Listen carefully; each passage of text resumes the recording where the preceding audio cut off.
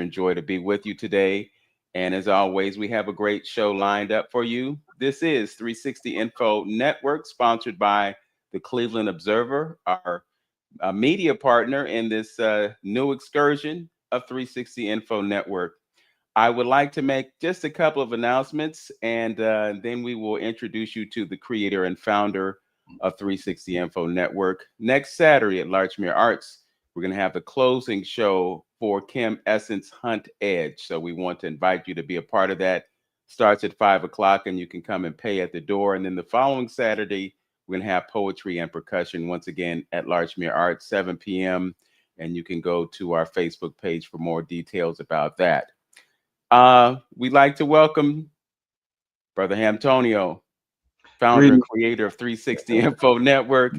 We've been at this for, well, he's been at it for about 20 years. I think I've been on this ride for about 15 or 16 years, and it's been an absolute joy to bring this information to you. So without any further ado, Brother Antonio. Greetings, everyone. Got a great show for you today, and welcome. 360 Info is we like to take you on a journey of information and discovery of who you are and what you are and where we should be going as people. I don't know if you've been paying attention or not, but we're going through some serious global changes in our planet or on our planet. And we need to be plugged in to what's going on. And we try to bring you some good information that you can use right here on 360 Info. And we appreciate you guys that's been with us for this long and sticking and staying with us. And as we go on this journey ourselves, that's why I call it the journey with Hamptonian, because we're on this ride of information, this journey, and we all are learning something. We got a great show for you today. The queen that we have on the show today that I've been trying to get for quite a while. She's been real busy doing her thing, and I brought her here to Cleveland one time, and we had a great time with her, great session with her. Very spiritual lady and a very informed lady, and we're gonna have a great conversation today. Go ahead and take it away, Vince. Yes, we are blessed to have with us Professor Baina Bello. She is a Vodouvi, an Afro descendant, and our historian, educator, writer, and humanitarian, or humanitarian with over 50 years of wisdom and extensive research. She specializes in Haitian, our story, and linguistics. She's taught in many parts of Africa, Haiti, and America from the primary to the university level, including the State University of Haiti. She is the founder of Foundation Felicite, named after the Empress Consort of Haiti and wife of the revolutionary leader and founder of Haiti, the Empire of Freedom, Jean-Jacques Dessalines. Without any further ado, we'd like to bring to your airwaves and to your attention Professor Baina Bello. Greetings, sister. How are you today? Greetings to both of you and to everyone that is listening and following. All I Yeah. am right. in great health and productive. I Yes. would like to have you pronounce the name of the Empress because I don't speak French and I didn't want to murder it, but I want to honor her by having you say her name. Thank you. Marie-Claire Heureuse Félicité Bonheur Dessalines is her full name. As Empress, she's Empress Félicité. Empress Felicite. All Okay. right. Okay. Well, it's a pleasure to have you. Really, we've been talking about it and trying to get you on the show for quite a while, and I know your schedule's been busy. You've been doing some things. You've been traveling. I think a couple. I think you even went. You was in Africa one time. That you messaged me that you were. I think you revisit back in the homeland and things like that. So it's a pleasure. It really is. And as far as our audience is concerned, to have you on the show. And I'm sure a lot of the listeners, when we speak of Ayiti, it's been in the news, for the last several years. Some of the things that's going on in Haiti. So, what is your take on that? Could you give a little updates on, and maybe it's a little past history on what's going on in Haiti, so our people in the states can understand what's going on? Okay. Well, the first thing to know when you say Haiti, Mm-hmm. you speak of the one and only. nation that has gone through 312 years of slavery fought off numerous enslavers and colonialists and whipped the British, the Spanish, and the French armies in Mhm. order to declare independence in 1804. So that's the first thing that one needs to know. In fact, you might have noticed that a few days ago, on November 18, the Haitian team won some sort of football, something. I'm not very well informed, some whatever it was. Mhm. Mhm. And everybody was so excited everywhere and whatnot.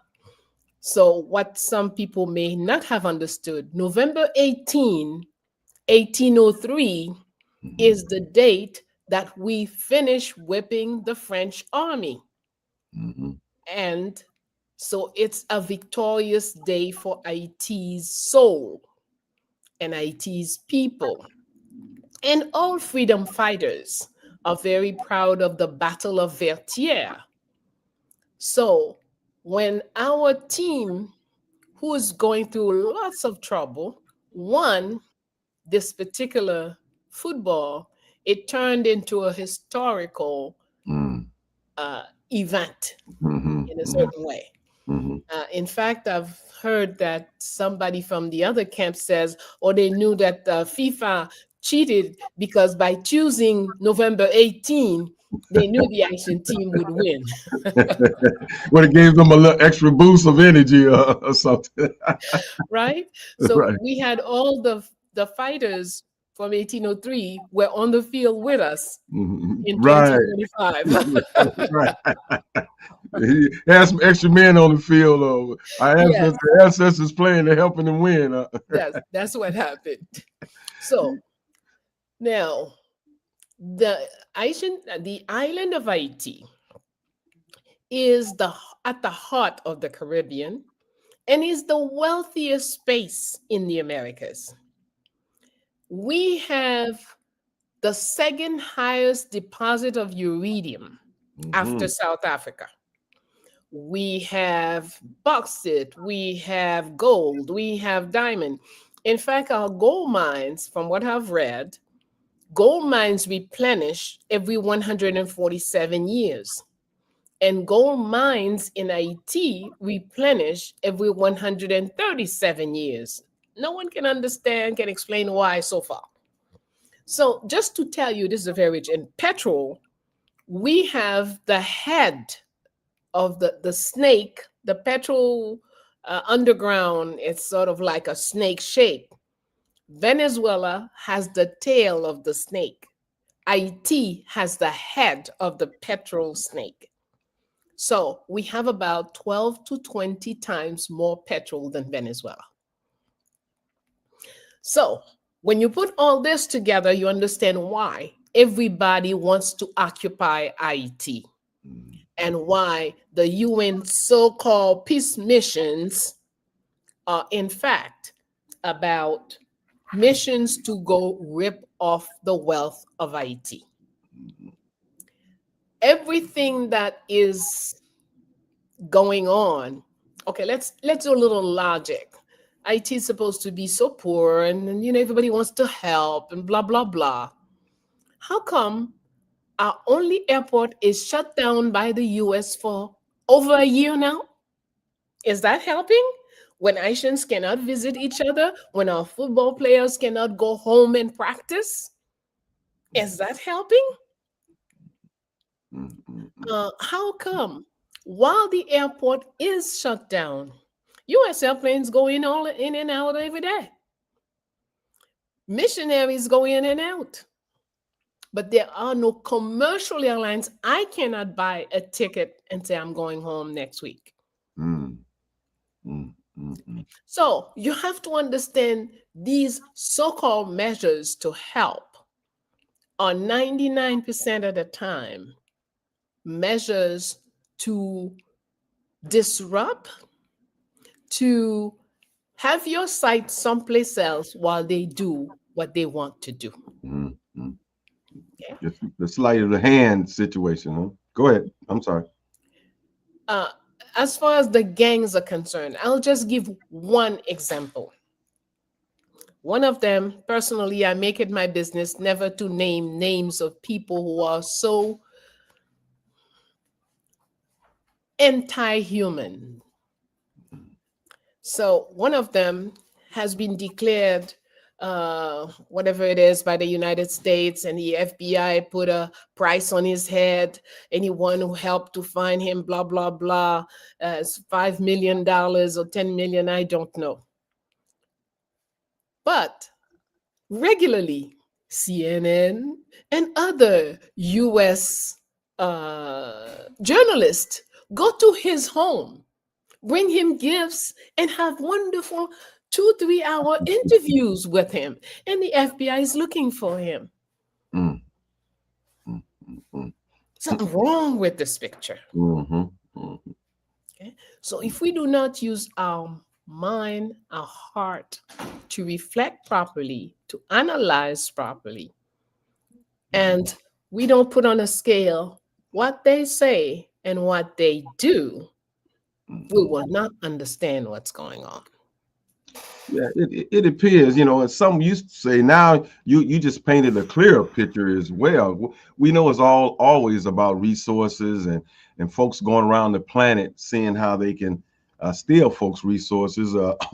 I think we got an example of that's what's going on in America today of someone going around seeing how they can shake down other countries.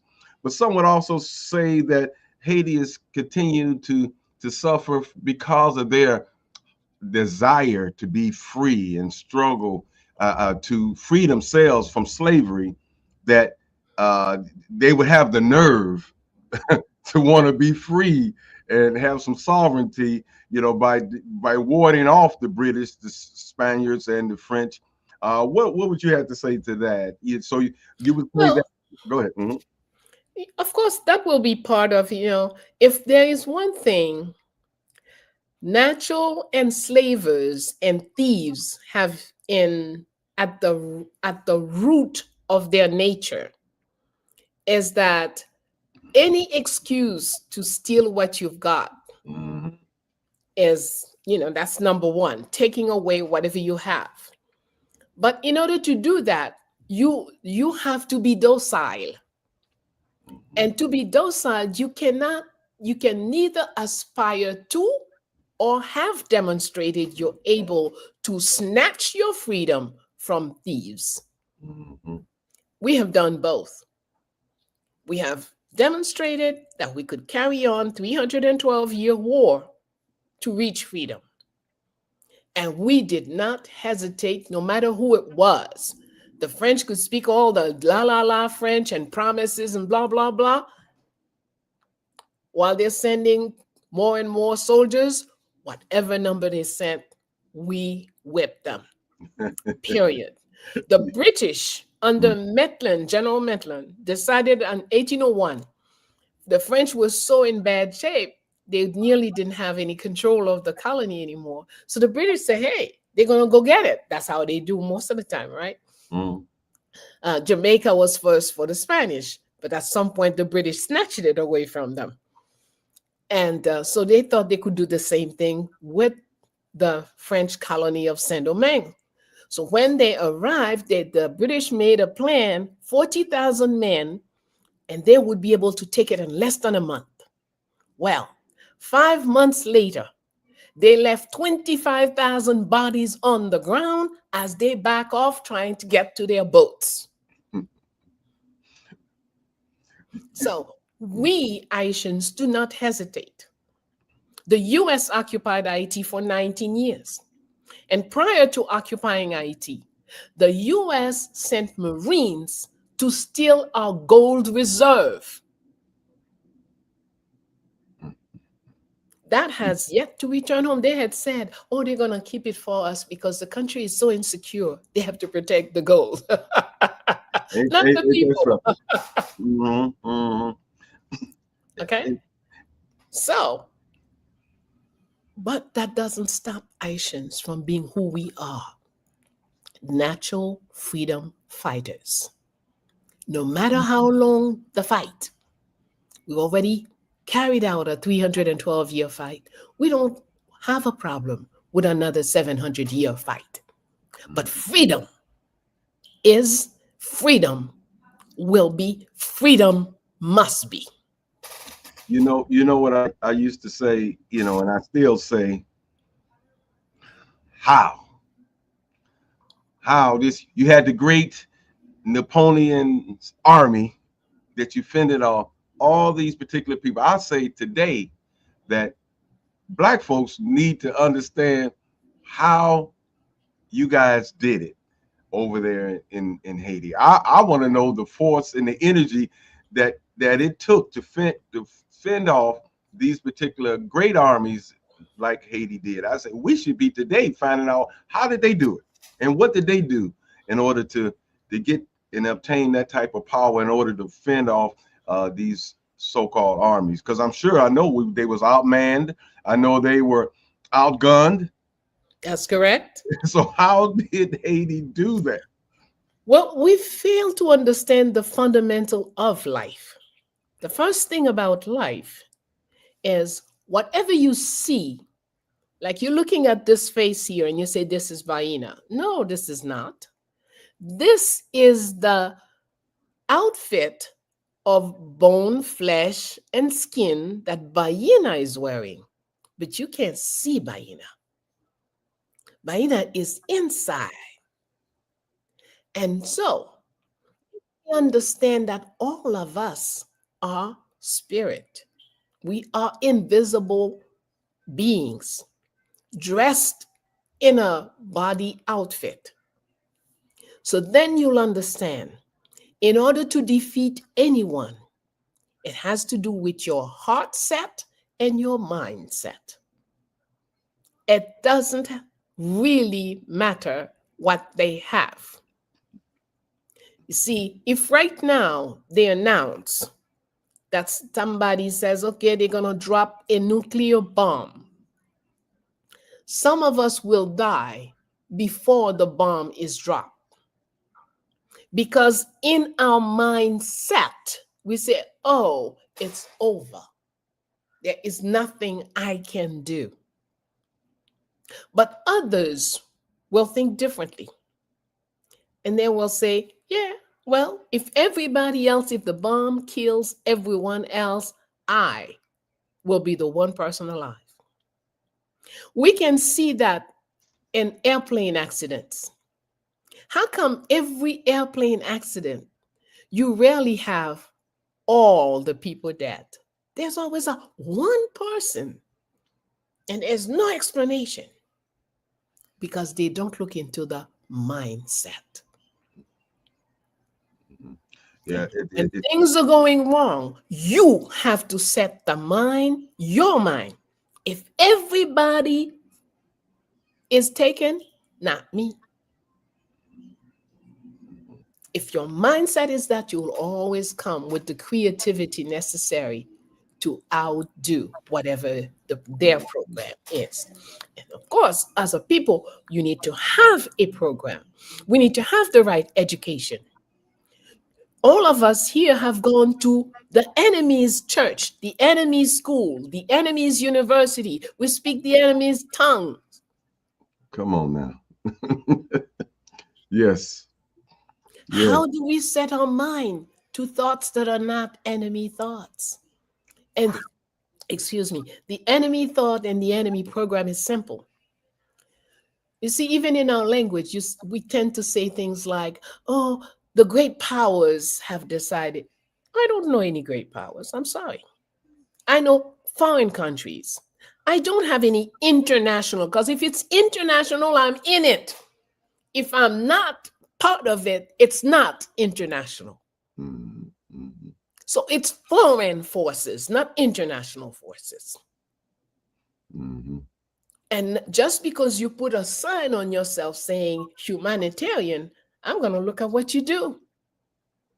I'm not going to call you that just because you claim to be that. A murderer is a murderer. A liar is a liar. A thief is a thief. And that's what I will call you. Okay. Absolutely calling it as it is. And and it's funny, how they perpetuate that and go around the globe, trying to wear that particular title as a humanitarian. We got it on our money, and God we trust, and we're a Christian nation, and all this. But how can you sit back and okay? Let's take current events of what we're talking about right now. Babies going without food. You want to take healthcare away from some of the elderly people in this country today. How's that acting Christian and being a Christian nation? Well, there's no problem. I look at it this way. If that's your behavior and you claim to be a Christian, that's fine. I don't want to be one. with that in mind. Now, some of us, before we go to the next subject matter of this, as far as Haiti is concerned, and that particular, because we know people need to understand too that Haiti went through this thing after they did the work of defeating all these armies. They, from what I now, correct me if I'm wrong, they was threatening again to come in and try to reestablish a good footing in Haiti, and because they was claiming that they built up Haiti and they want their money back. So Haiti spent a long time trying to repay the French for some of the infrastructure or whatever that they claimed that they was owed.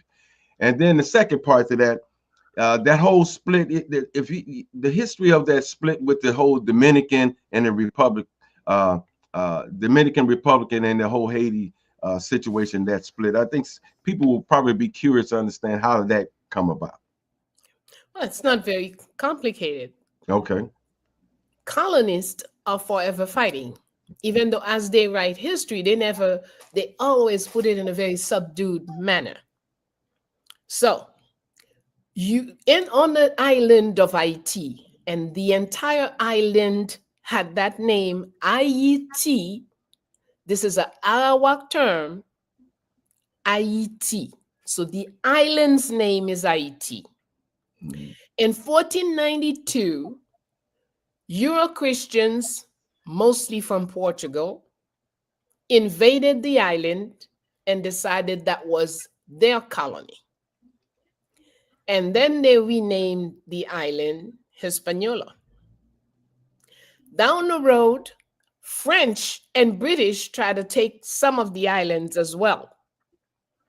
So at some point in 1675, the British and the French signed a treaty, decided to share the island.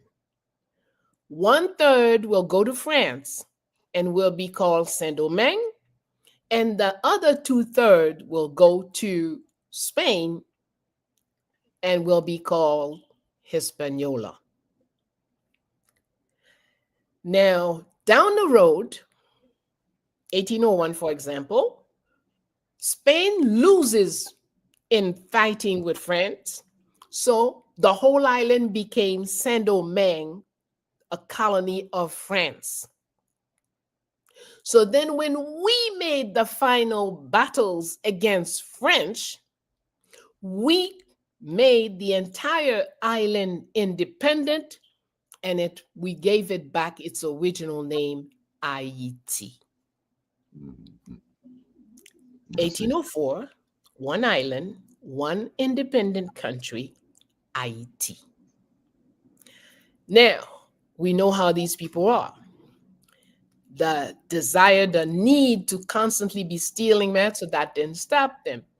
They continue to try to come back, French and the British and all of them trying to get back or get part of it. So ultimately, the Spaniards returned to some parts of the eastern side of the island. And again, in fact, in 1801, Toussaint Louverture had to take an army and go back and chase these Spaniards away. Now, after 1804, we several times had to do the same process of going and chasing enslavers who wanted to come back to the island, take parts of it, and reestablish colonies. Now, what is today called the Dominican Republic came into creation in 1842. 42. Okay. Hmm. Prior to that, there is only one country on this island, and it is Haiti. That's why you might hear the Russians, for example, Russian ruler say they only recognize one country on this island, Haiti. It's because in 1820, I think it was 20 or 19, the Russian Tsar had recognized Haiti, while the entire Euro-Judeo-Christian world rejected Haiti's independence. That's if people really don't understand and know the rich history that's going on. It's amazing by being the first you want to actually in the Americas to fight and win their freedom. You ought to know that there's some serious issues and with other countries having serious issues with them. Of Before we course, before we move on to some other questions I have for them, I know as far as the subject matter is concerned, as far as Haiti, we're gonna welcome in our good brother Vince Robinson. I know he may have some questions in reference to some of the subject matter we just went over. Oh, you're on mute. you unmute. He's on mute. You got it? Yeah, I got it. I'm going Okay. to jump in and ask a few questions, but before we do that, we need to step away for just a few moments to entertain a communication from our title sponsor, the Cleveland Observer. So we'll come back with part B of our interview with Professor Baina Bello. If you don't know, she is the author of She Rose of the Haitian Revolution, and we are going to talk about that as well. So I'd like to invite you to stick with us. We'll be back in just a few moments with more 360 Info Network. And as we make this break, I'd also like to remind you that we are on YouTube, Facebook, and LinkedIn. You can join us on all three of those platforms. You can also jump in with the chat and ask questions or just greet everyone who was a part of this broadcast. So we'll be right back. Cleveland has stories worth telling and voices that deserve to be heard. That's why the Cleveland Observer is proud to sponsor 360 Info Network with Vince Robinson and Antonio on AM 1490 WERE, where truth, culture, and conversation come together. Each week, host Vince Robinson and Antonio open the door to powerful discussions, from the arts and community history to the issues shaping our neighborhoods today. And the Cleveland Observer is right there with them, shining a light on the people and movements building a stronger Cleveland. Tune in to 360 Info Network and visit cleobserver.com to read, watch, and share more stories that inform, inspire, and unite our community. Because together, we are Cleveland's voice. Welcome back to 360 Info Network and our conversation with Professor Baina Bello. We will continue with the show in just a few moments. I just want to take this opportunity to welcome you to join us on YouTube. You can go to The Journey with Antonio and view this program on that platform. You can also go to my YouTube channel and do the same thing. And when you do, make sure that you like, comment, subscribe, and hit that notification bell. Because it will give you insight as to when we post new content, and we're always posting great content for your information, your awareness, and your edification. Would like to welcome back to the program Professor Baina Bello and our co-host, co-founder, co-creator, or creator actually of 360 Info Network, Brother Hamtonio. Professor Bello, you mentioned a couple of things. One, you were talking about the interesting dichotomy of having an FBI hit list and access through mainstream media for a person who seems to be, on the run, but not on the run so much. And I'm just flashing back to the 60s when you had the FBI infiltrating different organizations like the Black Panther Party and having operatives and knowing the way the Central Ignorance Agency works and the other teammate that it has, I'm just wondering if some of the gang activity and some of the negative things that are going on in your country are the result of infiltration by our government to create chaos and confusion and enable them to create the instability that allows them to exploit the resources that you so eloquently shared with us. Oh, well, I think you're trying to be extremely nice and kind and whatnot.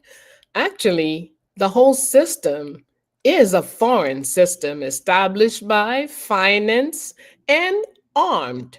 Every weapon, IT don't make no guns. So if somebody has tons of weapons and they can have little boys who don't know, who don't have much to eat and whatnot, and give them a big gun, train them, have them shooting sometimes all day long. They don't have to worry about what the cost of ammunition or anything Mhm, is. mhm, So the stock is unending. So it's a foreign program. mhm, mhm. Okay. Yeah. Interesting too. You talked about the gold reserves, and I know we're in the midst of some changes on the world financial scene, and the United States is accumulating as much gold as it possibly can. They're talking about at some point revaluing gold to take it from the $4,000 an ounce that it is right now to perhaps $10,000, $15,000 an ounce. But it's just a little bit unsettling to think that the government would go in there, as you described, and remove all of the gold and say, well, we're doing this for your own good because, it's safer with us than it is with you. And then when you look at the global scale, you look at all of the gold on the continent of Africa and the fact that, you have all this wealth in the minerals of the countries, but then you look around and you see the poverty that exists because they don't get the benefit of the resources that are beneath their feet. Could you talk a little bit about how Haiti is being exploited in the way that it is, and just the richness of that country? At this time, I will not talk about Haiti because this is being done across the world. Mhm, There's a war in the Congo. Why?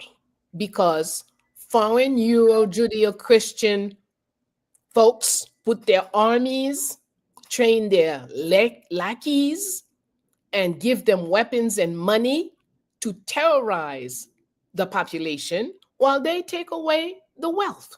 mhm. It's going on in the Sudan. It's going on everywhere you turn. We have to be more s- strategic in the way we understand things. Yes. If we stay on IT was like IT is one and only. No, that is not the case. All wealthy Black nations are under the same program. That's what we have to understand. Mhm, In fact, as a matter of fact, this week, if I'm not mistaken, the guy in Washington, D.C. is threatening to attack Nigeria. mhm, Who asked why? Okay.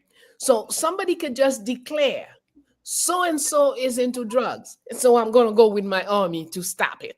Come on. Wake up, mhm, folks. mhm, mhm. Absolutely, and you see that kind of going. It's all over the globe, man, and that's the that's the issue that I'm having because we tend not to expand our understanding and knowledge. We get too trapped up into those distractions and really not paying attention. It's the same game that's been being played forever. It's That's right. and we need to understand, that and read between the line and follow the money trail all the time. It's the same thing. Go ahead, One sister. minute. Let me bring it home. Mhm, What happened to a great town, Tulsa, Oklahoma, where prosperity was generalized, a great Black town that mhm. was doing well? What happened to them? It- Same They same thing. destroyed it. Hmm. So, what are we talking about? What Hmm. are we surprised when we say, oh, they did this in Haiti? Oh, my goodness. They did this in Jamaica. Oh, we're shocked. We're Hmm. always shocked. But it's the same recipe being used all over each one of our countries. And that's the reason, my good sister, that I asked the question about what did Haiti do to fend off those particular invaders like that. That's what we should be studying, and that's what we should be knowing, because you see, and what you just laid out is a global attack on Black folks around the planet. I've seen information of some of our European colleagues, of people talking about, their mission is to keep the southern equator underfoot.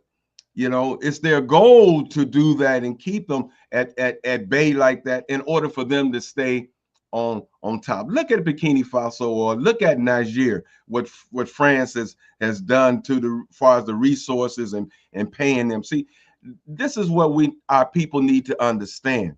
Because we sit back and look, oh, why they ain't getting themselves together? What's wrong with them over there? And why they? I Why come in this, aren't the you getting infrastructure. yourself together, brother? Before you say why they're getting themselves, why aren't you getting yourself together? Yeah, You'll find absolutely. that the reasons are exactly the same. Yeah, yeah, absolutely. And and they look, and we pointing the finger and looking and looking down our nose on why this. And if you understand history and know what's been going on and taking place, forever, it almost seemed like Yeah. forever, you'll know why. Because and in closing with this statement, that people think, before the Africans was brought over here, that the Africans was in Africa at the beach chilling and just taking it easy while we was going through slavery over here in America. No, no, they leaders were getting killed. They was being colonized and going through the same punishment as we were going over here, because some people were in Africa never came back to help us, and this, that, and other. Evidently, we having a history problem here, where that we're not really understanding history and knowing what's going on, so we can make good critical analysis on things. I want to take a preemptive strike and go back to something that the good professor shared with us, and she was talking about spirit and then these bodies that we live within. And you asked the question how that they do it. It was spirit. It was collective spirit. But I like to hear the professor's answer to that question. How did the people of Haiti fight off the French and the British and everyone else that came after them? My analysis indicates that, number one, most of us did not buy up. First of all, they didn't want us at first. You are when you are into their enslaved structure, their criminal, ferocious, outrageously criminal structure. You cannot belong to anything. You cannot learn to read. You cannot everything was forbidden. Then they decided, oh no, maybe that's not the best way to go. We have to make all of them Christians.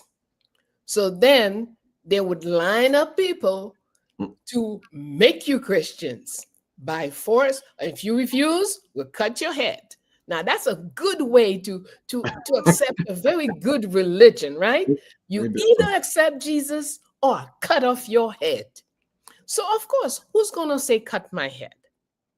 People are gonna just go and let it be. But at that point, we knew, okay, you do your thing, throw water on me or whatever it is you do, and declare that from this point on, I'm no longer Baina, I'm now Maria, and I belong to Jesus. Okay, that's what you said. But when I go home, I don't know nothing about your Jesus, and I don't care nothing about your Jesus. I continue to do what I know. And what I knew is Ogu, is Ezili, is Freda, is all the forces that my ancestors were attached to.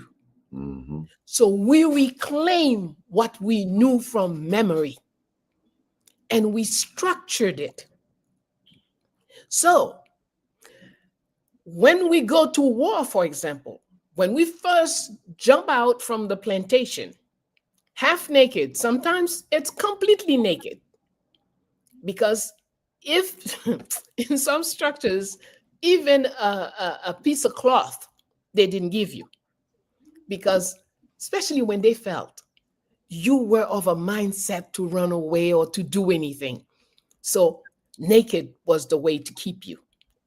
But it didn't stop us from running away. We run away naked. We run away with no machete, no sticks, no nothing. But we run away with the mindset we're going to war. That's what made the big difference. And when we go, we find a group, we find some folks that are in the woods or wherever, Mhm. and who take us in, and we create a new way of looking, excuse me, of looking at the family. We say neighbors are family. So you live next door to me, I live next door to you, or we're sharing the forest space, then you will call me auntie, or you will call me granny. I will call you son. I will call you cousin. So we created a new form of family that is based on proximity. If you're next to me, that's who you are. I get a new man in my life, my children will call that man uncle or daddy. Mhm. But always a family bond is created. Mhm. Mhm. And then that way, the family, the whole family makes the army. The army was not made of the men that are 40 or 25 or 60. No, the army is made of anyone who had the strength and the desire to fight. Mhm. And everything was based on competence. And that is why women could be at the head of. You will find somebody like Agbaraya Toya, who's from Dahomey, but Dahomey already had a female army. So she was a well trained military woman, a general from Dahomey, taken into slavery. And her only desire was to create another army right then and there. And that's who trained Jean Jacques Dessalines. Mhm. From the time he was a newborn baby, she starts the training. She didn't wait for him to be 21. So the mindset is established. The 4, the 5, the 6 year old is trained to climb up the tallest tree and stay on guard for 1 hour, keeping track of anything that moves. Let us know. The 10-year-old had their task. The 20-year-old had their task. Whatever you could do is what you were given. And so, even in Toussaint Louverture's letters, we could see he says here's how the army would go out. First, the children under 10. Yes, the children under 10 first went on the battlefield because they could crawl to the enemy camp and then go fill their pockets with ammunition that we didn't have. We're ready to fight, but we ain't got no ammunition. We may have some guns, Okay. whatever, but the children have to go do that. Next, the women crawl on the battlefield because the women had this ability to make certain noises with the that confuse the enemy army. And also, the women were the most determined. They say when it comes to the women had one of their tasks was to dismantle the cannon. And when a woman couldn't find anything to put in the mouth of the cannon, many women, even with newborn babies, went to war with their babies attached to their back or their sides. That's determination there. When they could not find anything to stuff the cannon mouth, they'll grab that baby and stuff it in the cannon's mouth. Because every cannonball can kill 40 to 80 of us. So best to lose one baby and save 80 soldiers. Wow. That's That's the kind of determination. determination. I mean, that's determination. I mean, That's the kind of mindset. The mindset that says self-defense means you can defend yourself with whatever is here. Somebody comes and attack me now. My phone is my weapon. My laptop is my weapon. My pen is my weapon. We don't think that way. Now we are conditioned to think if I come on in front of you with a gun and you don't have a gun, then you have nothing. You can't do nothing. That's not true. That's the biggest lie.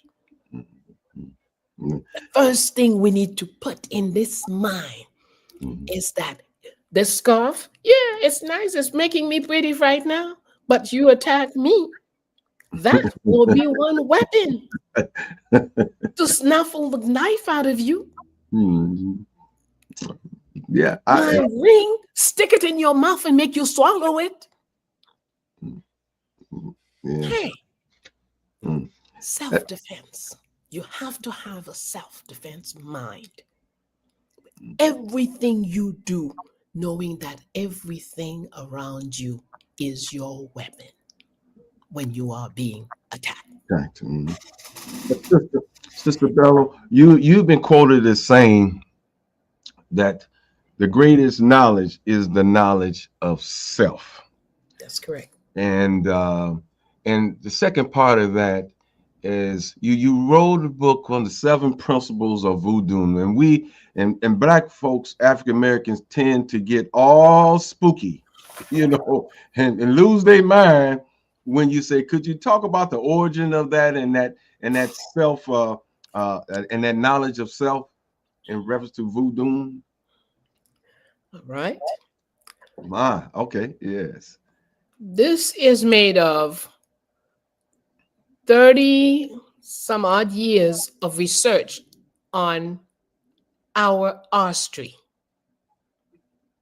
And then questioning the mindset of our sheroes and heroes. And that brought me to the understanding that we, as each individual, is a universe. And in each one of us are all the laws that we may be seeing people expressing in different ways, but everything is inside of me. And it's not just because I'm Haitian. You too. When you, if people are coming out of a room, and one person comes out and drops the door, the other person comes out and drops the door, the person with a Legba principle mindset will hold the door for all to go out. As simple as that. A law is a principle which enables a human to behave a certain way and accomplish certain missions. Simple. Okay. When we talk about Oguferai, we talk about the ability to use iron to make everything that you need to defend yourself. When we talk about Ogubadagri, Loi Ogubadagri, we talk about the ability to use the word. You're a politician. You could use the word to change people's mindsets. So if we were conscious of the laws or talents and principles in us, we wouldn't swallow criminals presenting themselves as humanitarians. So again, if you do a little research, and this will, one of the things that I'm trying to, open our people up to is understanding some of that ancient sacred science and philosophy like that. You would have a greater knowledge, and I think, and what's your take on it? I think a roundabout way of getting our people to understand and maybe having a thirst to move forward further is understanding nature. Would you say and agree that nature is one of the first steps of really understanding who you are, what you are, and the creator? What's your thoughts of that? Absolutely. I mean, hey, it is a fallacy of the highest degree to imagine that human beings are different from birds and trees and earth and water and fire. That's nonsense. As a human being, when I'm speaking and I put my hands in front of my mouth, I can feel the heat coming out of my mouth. As I speak, I can also see the liquid, the water spitting out of my mouth. So, how am I going to claim that me, fire, have nothing in common? I'm a human being and fire is something else. That's total nonsense. Nature is one. The galaxy is one. The universe is one. And all the universes put together creates one cosmos. So if we understand the role of each law, each principle Mm-hmm. in the universe, then we can understand ourselves so much better. Mm-hmm. Mm-hmm. There are some people who are naturally uh, fire characteristics, and Baina is one of them. It doesn't take much for me to tell you we're not going to go that way. Yes. But being aware that I have a strong fire temperament, I usually do my best to keep the fire under control and allow the water to more often because I can frighten people to death. Mm-hmm. Okay. So Mm-hmm. people that we see that are constantly angry, constantly this, constantly, these are people who have not yet understood what they're made of. Right. Okay. And so instead of them being in control of their elements of makeup, the elements or one element decide to take total control and take everything, decide everything. So I see what you're saying. No balance. Is that what you're saying? That's right. Mm-hmm. Okay. Yeah. Sister, just quickly, before we uh, go to a break, and that's when what you said, it made me think about how how the system has made us so afraid of nature in that degree. And let me explain my point with Christians. You have pastors that would talk about the zodiac and look at it and down astronomy and things of that nature. Like you just said, I would assume by the little information that I know of, by you having that fire, has something to do with the time frame that you were born and the energy at that. And we tend to disregard those things like that in this country and think it has no relevance. Could that be on purpose because you be ever trying to find yourself and wondering why you're feeling like that, but you have no understanding? Well, it's not quite true that they disregard it. Not true. Mm-hmm. Because I happen to know that, for example, the guy who created Apple, even though he's always claimed all his Christianity, blah, blah, blah, but when Apple was not taking off the ground, when the iPhone, nobody was buying it, he went to someone who did a reading and Okay. gave him some pointers. Hmm. One of them was to write the name of the phone with a small I and a big P. And when he redid it, a lot of things changed. But perhaps one of the most, uh, maybe more easily verifiable Mm-hmm. is a singer called Dionne Warwick. Maybe some of you are old enough to remember when Dionne Warwick first started, her name was Dion Warwick without a E, a final E. She went to someone who told her, you have all these beautiful music, you have full of talent, but your name is spelled wrong. Here is how to spell it. You need this many letters in the first name this many in your last name and everything will go fine.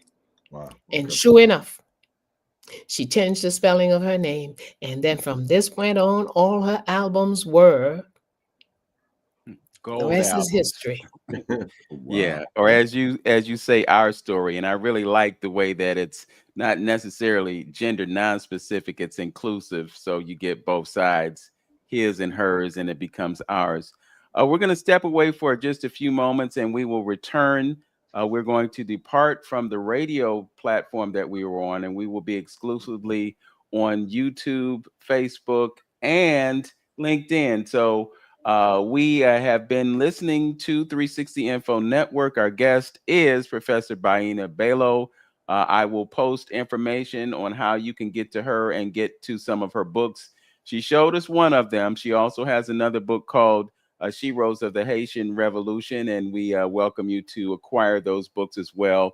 We've gotten a really good history lesson, and when we talk about history or our story, as you mention it, there's this concerted effort to erase from our consciousness where we came from and who we are. And I think when we talk about what's necessary for us to move forward, it is about us remembering who we are before our memories were taken away from us.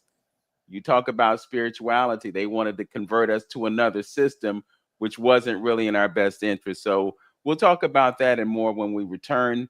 This is 360 Info Network. And also would like to remind you that we have two YouTube channels and we could definitely use your support. So go to the Journey with Antonio and check that out. Like, comment, subscribe, and share these broadcasts with others so that they can get the wealth of information that we offer here. Also, just want to take a moment to acknowledge our partner in the studio at the radio station. His name is Tone Harley, and he does an excellent job of making sure that we are on the air each and every week. So big ups to Tone Harley for doing what he does. Don't forget the closing show at Larchmere Arts next Saturday at 5 o'clock. And on December 6th, we will welcome Butter. She is a spoken word artist, and she'll be on our stage on that date. And you can go to the Larchmere Arts Facebook page for that and more. Thanks for joining as always. Know yourself, love yourself, be yourself. Make today your absolute best day. Peace, y'all. All right, 12 o'clock noon right here on 360 Info Network, brought to you by the Cleveland Observer. We have Brother Antonio, we have Professor Baina Bello, and we are talking about our story, the story of how these brothers and sisters came together, all ages, all the way up and down the spectrum, And I was thinking about that as you were sharing that with us, Professor Bello. One of the biggest issues that we have in this city and cities across the country is that we're afraid of each other. So when you talk about a collective effort, everybody linking arms and sharing space and seeing each other as uncle and auntie and granny and all those other things, and the level of respect that permeates those types of relationships, you see that pretty, I don't want to say completely absent, but public safety is a primary concern of residents of cities who feel that they need police to protect them from each other.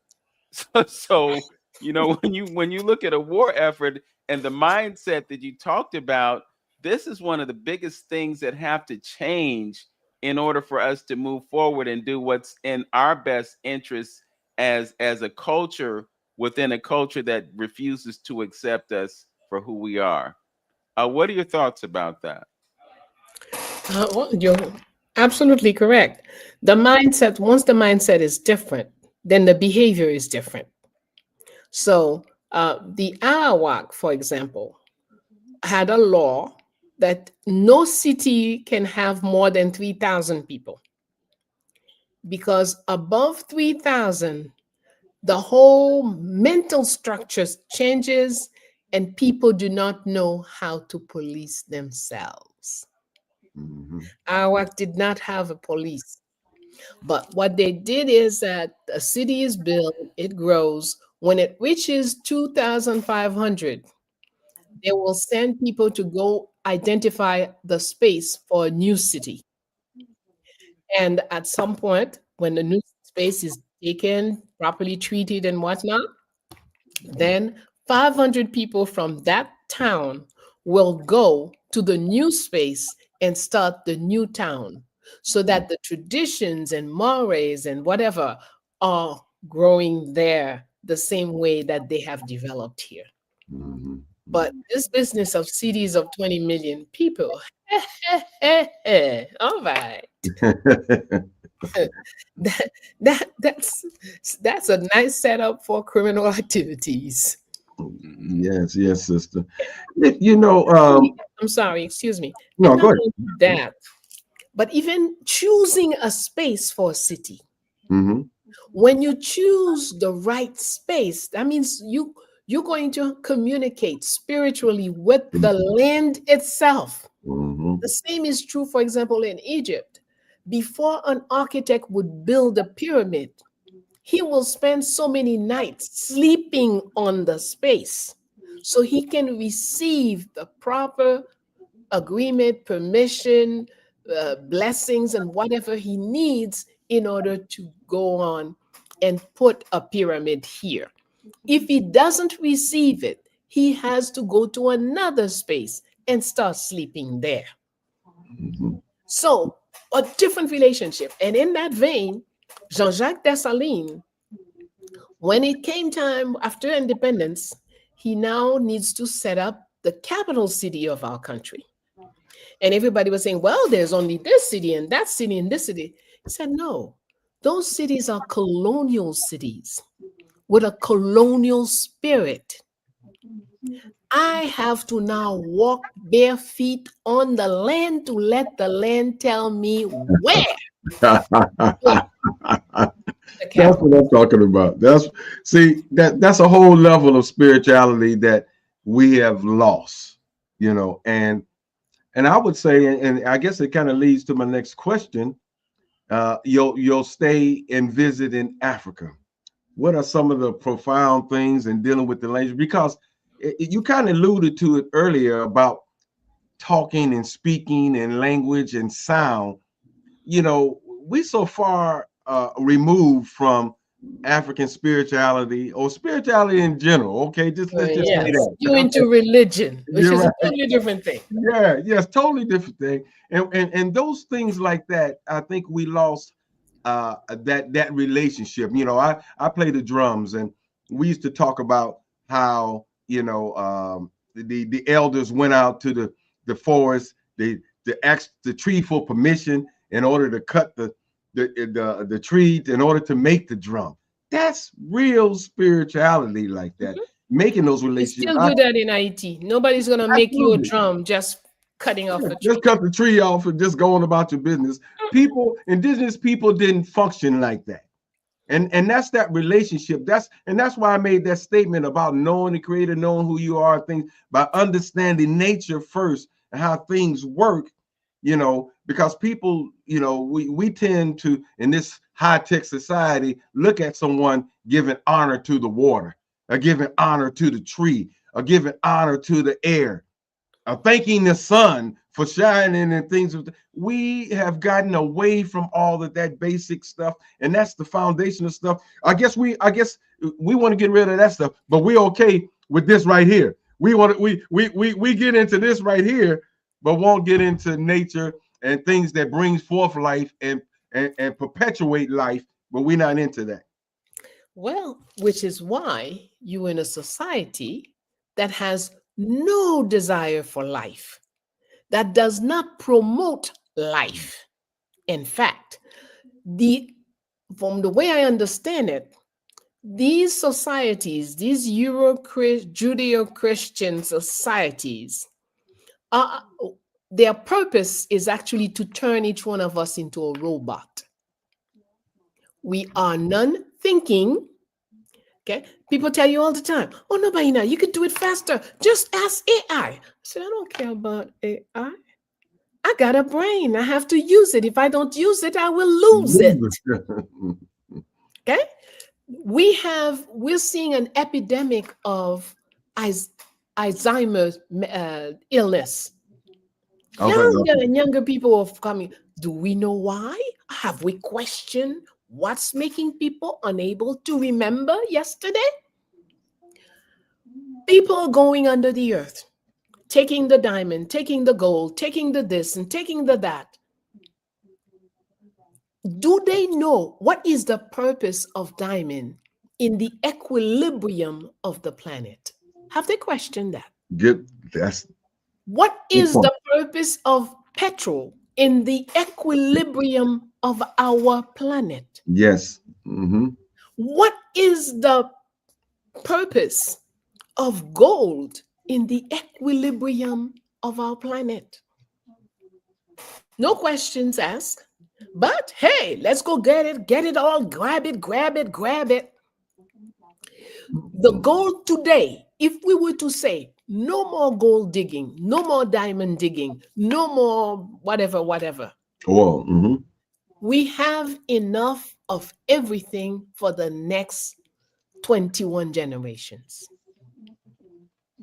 And one of the things I learned in studying Mali, the empire of Mali, no mind was to be mined more than, and this is the country that had the most gold at the time.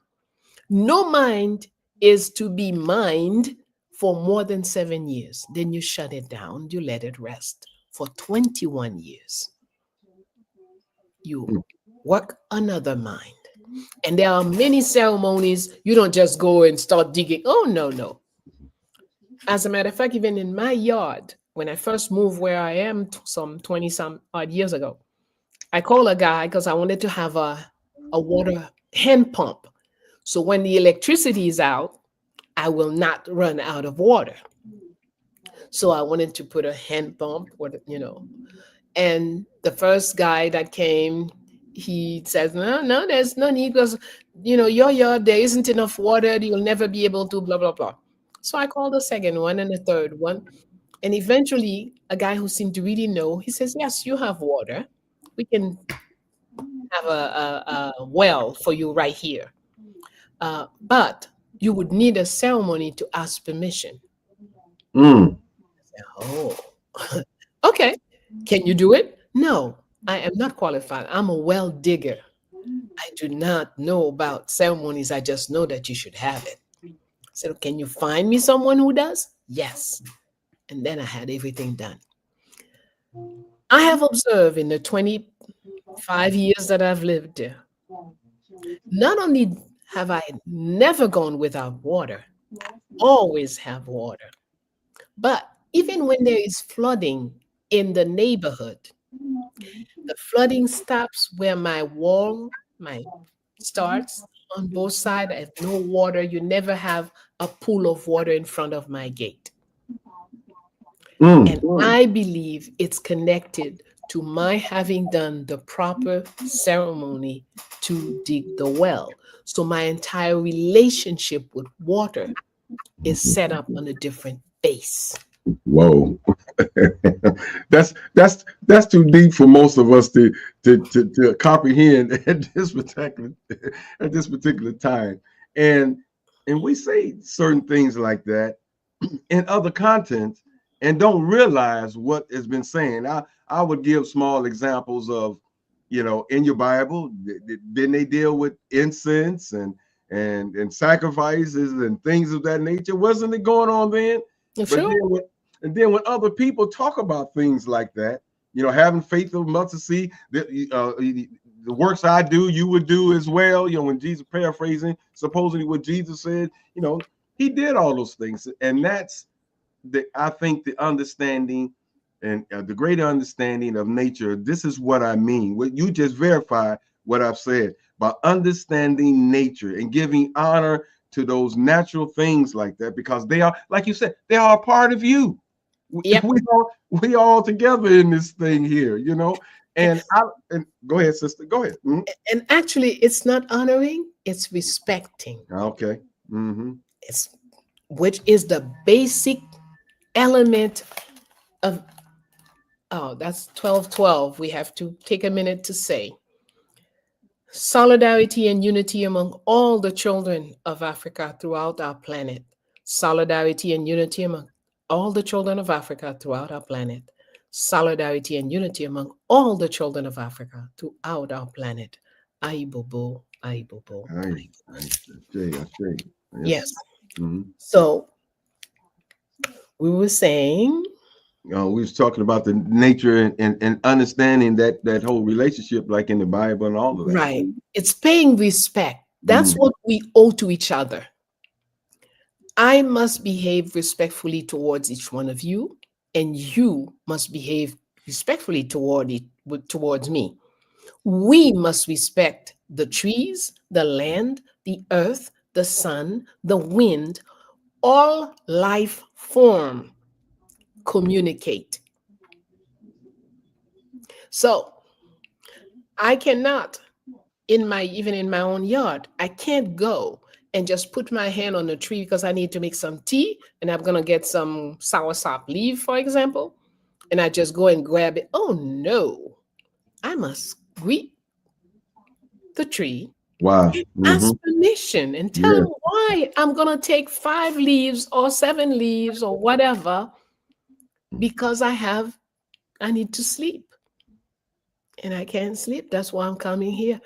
In fact, when you come to a tree, for example, at night, you woke up 11 o'clock and you're going into the yard to go get, you must first knock because the tree is sleeping also.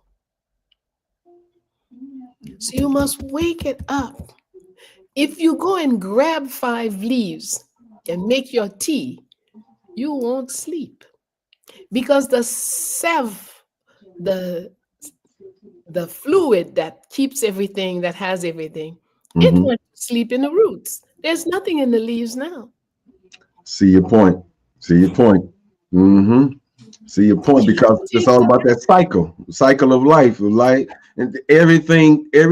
Those are principles and laws that everybody abide by. Everything abides by. So, I Yes. mean, bringing it home, real quick, just by working third shift, working all night, where everything on the planet is shut down, and you working. That's against the laws of nature, brother Vince. Well, I'm just I don't know. I'm without words right now just because of the profound nature of what we're talking about. But I think clearly what we're talking about is the interconnectedness of everything. You Yeah. know, when you talked about cycles of 7 and 21, you know, first of all, there's significance to the number. And then secondly, it's really about us being responsible stewards of the planet. If the most valuable thing to us is our breath, and we have a relationship with trees that enables the tree, to take our carbon dioxide and give us oxygen, which we need to breathe, then why would we be so irresponsible and take down rainforests, for example? Because that rainforest is like a filter for the planet. I learned something really interesting earlier in the week, and that is we always talk about the Amazon rainforest, but there is a rainforest on the continent of Africa that is even more profound and more significant. But again, because we're operating in a situation where we don't know ourselves, because you talked about the importance of knowing self.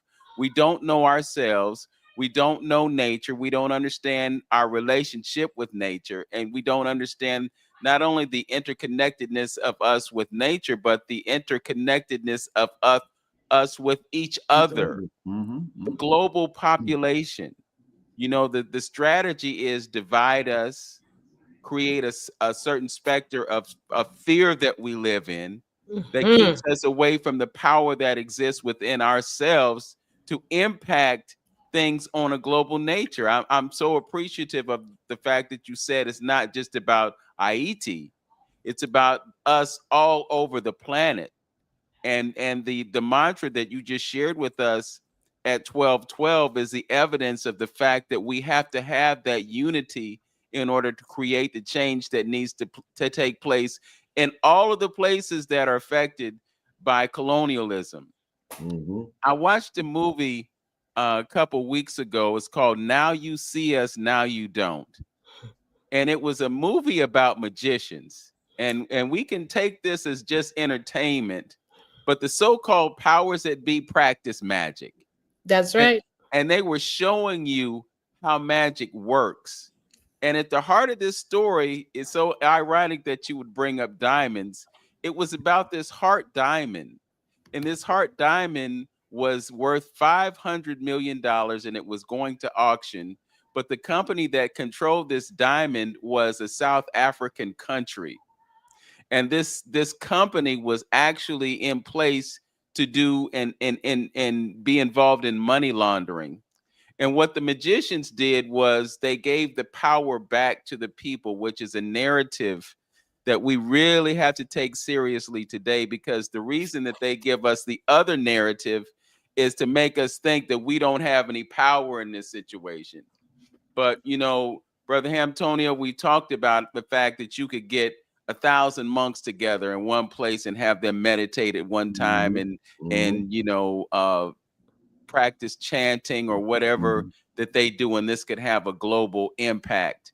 Well, when we unify and we do what she just did at 1212, that's when we use our power to create the things that are in our best interest. So again, I'm just speechless, because I'm just taking in, all the magnificent wisdom that you're giving us, and the story that needs to be told our way and not their way. Because Mhm. just like we said last week, when you tell the story of the lion and the hunter, it will always favor the hunter until the lion tells the story.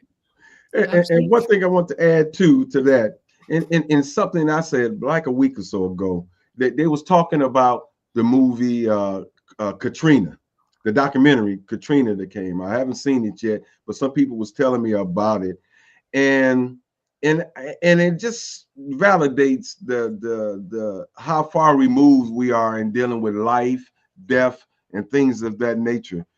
Something, anytime you have a large number of souls leaving this planet, especially our people at one time, an acknowledgement should be taken for those souls leaving like that, and there should be some type of remembrance, spiritual remembrance of all of that catastrophe that happened in Louisiana like that. I mean, it should be things across our whole country that when tragedies affect us like that and souls leaving like that, a spiritual, a communal, cultural people would acknowledge those particular things and understand what had just happened and do things because those people in the spirit world right now. That's what sacrifice was all about, talking to the unseen world to get some things done on the physical plane. Your thoughts, Sister Bella? Well, that's correct. That Mm-hmm. is it is a necessity, and you don't have to have. Okay, we tend to think you're looking at this one face, one body, but the Bambara people have a saying: there are numerous people within the person in the person. Mm. Okay. Okay, Okay. so if you think yourself one, limited, exclusive, then ask yourself, why is it when you go to the closet to pick something to wear, you say, oh, I'm going to wear the pink, blah blah blah, and when you get to this closet, and something you say, let me take the blue instead. You're turning with the blue, and then something else says, nah, the green would be better. You go back to the closet. What's all this going on here? There are many of you here, and you don't always agree with each other. Okay. So when you see that you going back and forth, the pink, the blue, the green, the one, you need to stop and say, okay, let's get it together. Which one we're gonna do? Today is Friday, today is Saturday, and I'm going to a such and such thing. What is the best color for me to reach the purpose that I'm going for? The reason I'm going to this place is not just to be there. I'm going to this place because I want to blah blah blah blah. So it's important that I'm wearing the right color. Mm. See you. See you tapping on something else. See, you know, I, I've been on that for a long time, and understanding you know, and that's why I bring up the whole thing of nature, because those things are so important, in dealing with color, smell, sound. We have no understanding how those unseen forces are dealing with us. Go ahead, sister. Mhm. And we could add this. Okay, so I went back and forth, and finally I picked the blue, and I wear the blue, but for no particular reason. I just, grabbed the blue in the end. Mhm. So I'm going. On my way out, I trip, and my heel broke or something. Something went wrong with my shoes now. Hmm. Mhm. Am I going to just fix it and put it and continue? Or am I going to go back and change the shoes? Mhm. Okay. Ah, I'm in a hurry. No time for all this. I continue. On my way there, I may notice a snake run through the street, or I may notice a rabbit, or this or that. Or I almost hit a blah, blah, blah, blah. I need to stop. These are warning. They all talking to you. Mhm. Mhm. Why they come running in front of your car? I had in Florida. I experienced this. A friend of mine was driving, and we were going someplace. We had a number of before we left the house. There were a number of things that didn't go right, and then we get in the car and we're going. And as we were going, a, how this the bird that has a big tail that it opens up. Peacock, a turkey, Peacock. or peacock. Okay. Mhm. A peacock flew and hit the glass of the windshield, Mm. but just not enough to damage. And so, oh, what is this? And then she can just say, no, please stop the car at the first proper opportunity. Stop the car. Let's check this thing out. So she stopped the car. We talked about it. I explained to her what I felt from the different interactions. And then I said, okay, now we'll explore. Let's go closely, and let's not take whatever road you were going to take at the corner. Change your road. Sure enough, she turned. She was going to go straight. There was a roundabout. She was going to go straight. We turned right instead of going straight. She said, "Oh, she'll catch it up down the way." Mhm. And the car that went after us hit the two cars hit each other, and Mhm. that's it. Okay. Oh boy. That's what the peacock was telling us. Slow down. Mm, mm, mm, mm. Yes. Yeah. So everything in nature speaks, not speaks, communicate. Okay. Just being aware of it and paying attention will help you run your life more smoothly. Yes, I understand exactly what you're saying. Mm-hmm. Mm-hmm. Because those things happen all the time in front of you. You just don't understand, what's happening in front of you. We're so void, null and void to those particular things. And see, you we have to understand that we have been drilled with a European mindset. Exactly. You have to understand that.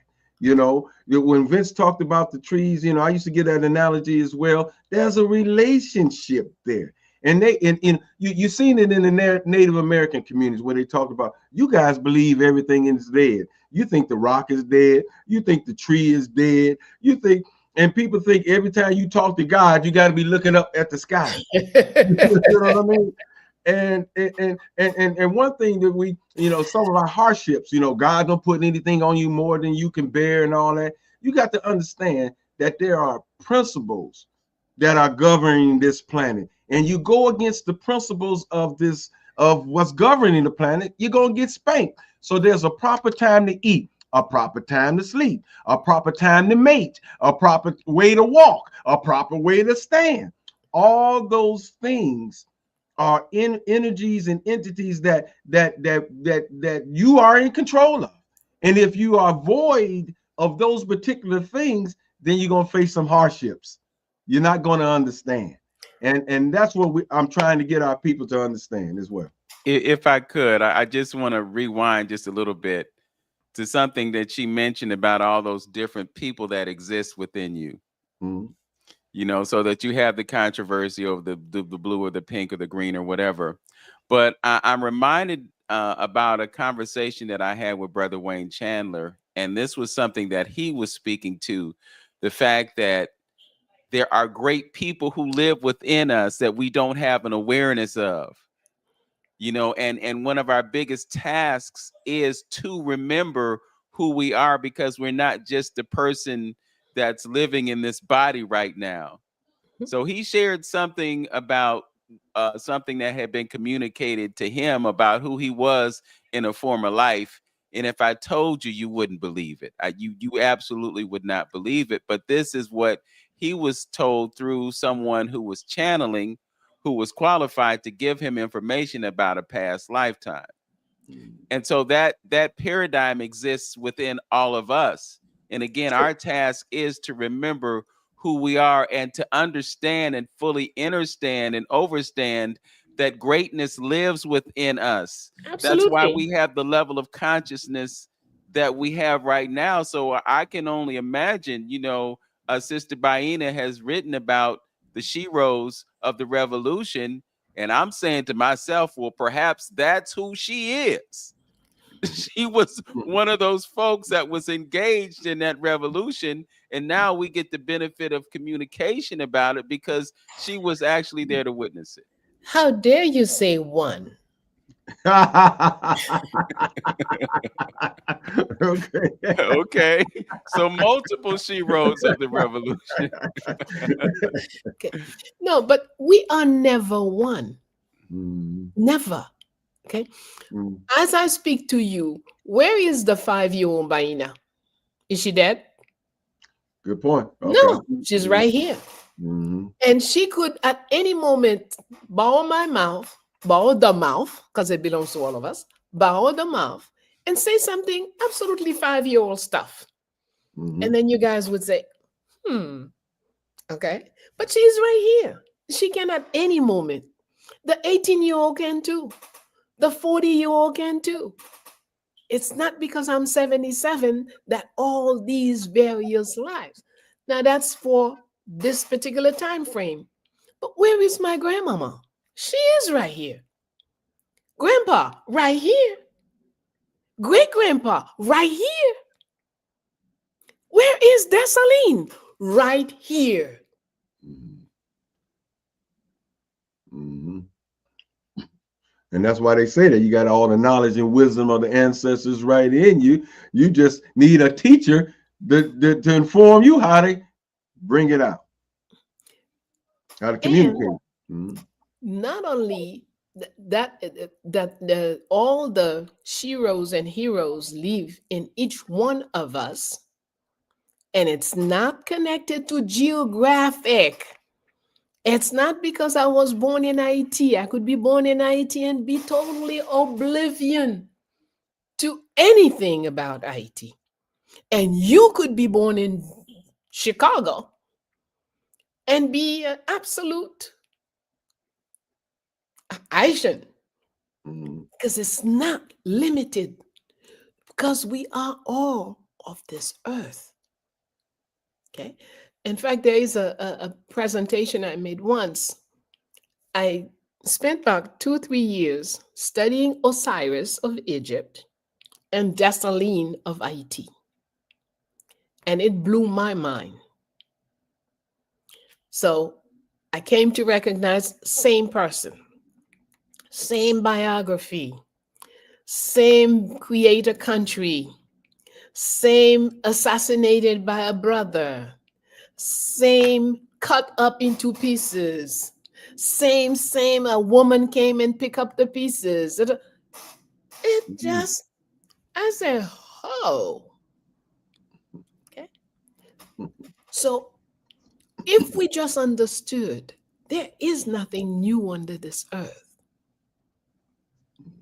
whoever you admire, look in the mirror, you'll see that person. And when you think You're not big enough, strong enough, smart enough to solve a particular problem, and you think so and so could, then no problem. Go in front of the mirror, call on so and so, Mm. because so and so is right here. Oh boy. Okay. Hey, hey, As you look in the mirror, you mm, know that the eyes is the windows of the soul. In your soul, there is everyone. So mm, call out this person. yes. Mm, yeah. When I was, somebody called me to court because of this book. She rose claiming that the person, I copied everything from her. One night I finished talking about women and she showed me her page on the women, and I copied everything and hurried and made a book. Fantastic. So anyway, I thought I was most annoyed by a court system that would bring me to court for this. I have over 100 videos about women of the revolution on the internet. I have been teaching for 15 years. I have written books about it, presentations, etc., etc. And then you call me with somebody with one page of paper Oh, come on now. typewritten?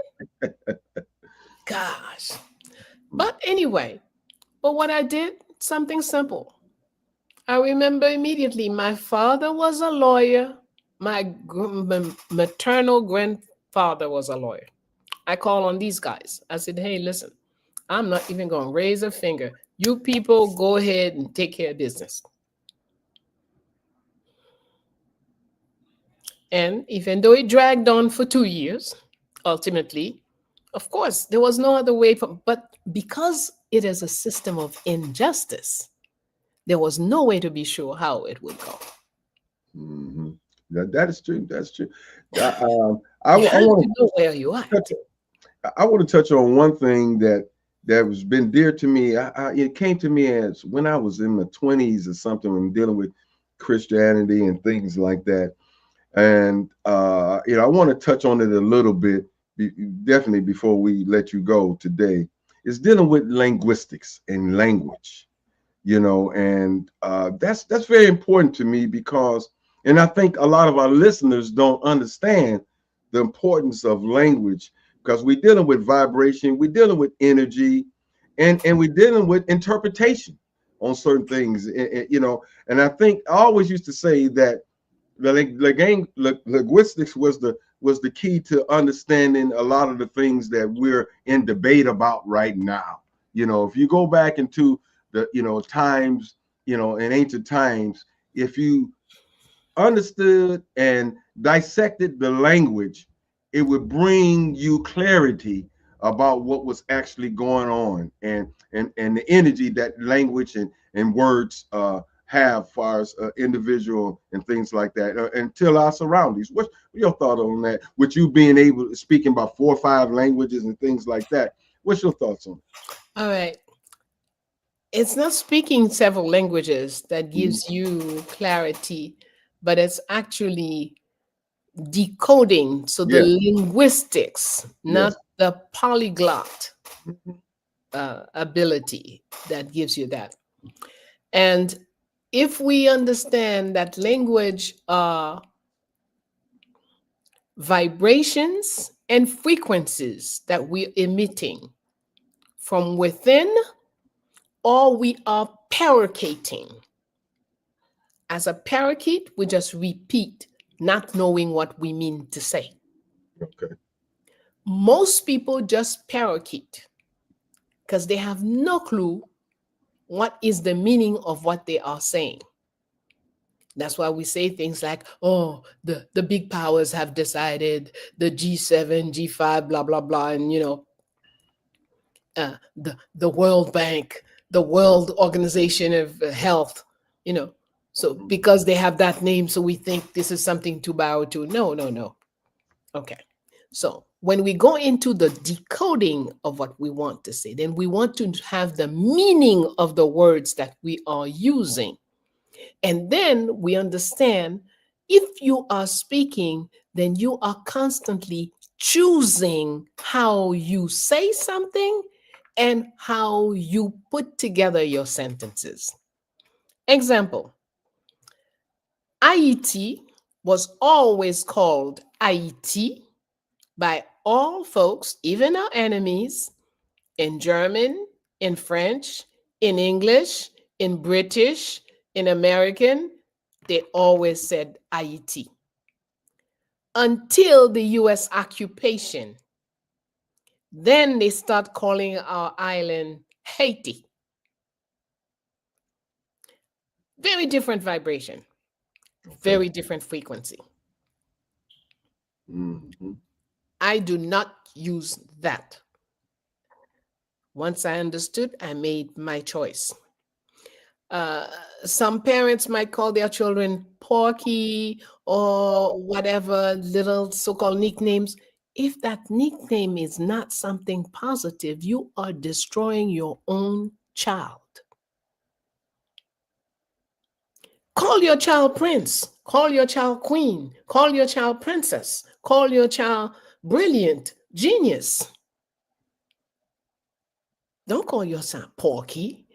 Uh, I never refer to children as kids. It's an animal baby. So if I expect my child to have a certain behavior, hey, I can't call him that. So when you are into linguistics, you know that how you even pronounce something. That's why I would never, you tell me your name, I will never assume I know how to write it. I will ask you, how do you spell, even something as Marie? Yeah, there are many ways. There are Marie Y, there are Marie IE, there are Marie, there are tons of ways of writing. But I want to deal with you, then I must give you the respect of you telling me how to spell your name. I cannot assume.